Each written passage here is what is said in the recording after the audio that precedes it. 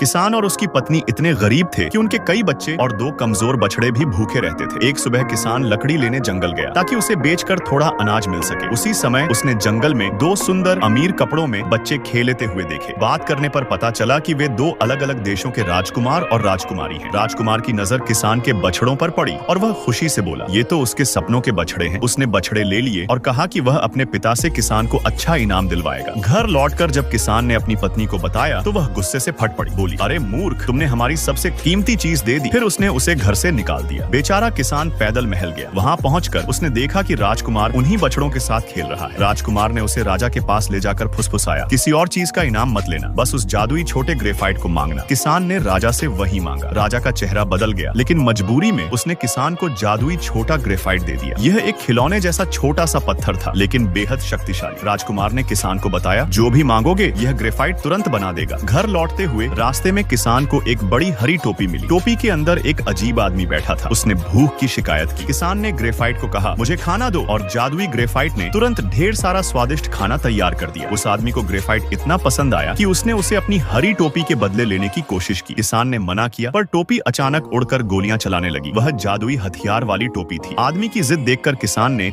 मजबूरी में ग्रेफाइट दे दिया और टोपी ले ली। थोड़ी देर बाद आदमी की बेंत गिरकर बोलने लगी। इतने दुखी क्यों हो? किसान ने सच बताया कि उसने ग्रेफाइट गलती से दे दिया। बेंत अचानक हवा में उछली और 2 मिनट में जादुई छोटा ग्रेफाइट वापस ले आई। अब किसान के पास 3 चीजें थीं, जादुई ग्रेफाइट, गोली चलाने वाली टोपी और जादुई बेंत। समय बीतने के साथ किसान सबसे अमीर आदमी बन गया। एक दिन राजा का परिवार उसके दरवाजे आया। अब वे बेहद गरीब हो चुके थे क्योंकि उत्तर के राजा ने उनका राज्य छीन लिया था। किसान ने उनकी मदद करने का वादा किया। पहाड़ की चोटी पर पहुंचकर उसने अपनी जादुई टोपी दुश्मन की ओर उड़ाई। टोपी ने गोलियों की बारिश कर दी। फिर उसने बेंत से दुश्मन के सरदार पर वार किया, जो डर के मारे भाग गया। राज्य वापस जीत लिया गया। राजा ने खुशी में टोपी और बेंत खरीद ली और तब से दोनों परिवार शांति और खुशी से रहने लगे।